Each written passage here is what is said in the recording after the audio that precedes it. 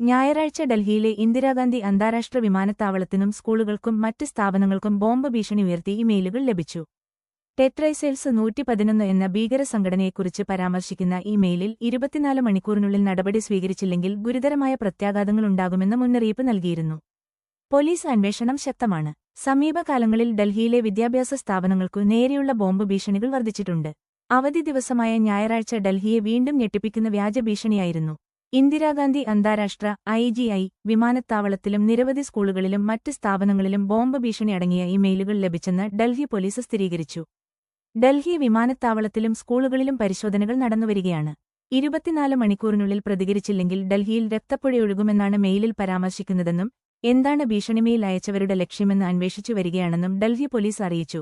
സമീപ മാസങ്ങളിൽ നഗരത്തിലെ വിദ്യാഭ്യാസ സ്ഥാപനങ്ങളിൽ ബോംബ് ഭീഷണികളെക്കുറിച്ചുള്ള റിപ്പോർട്ടുകൾ ആവർത്തിച്ച് പുറത്തുവന്നിട്ടുണ്ട്.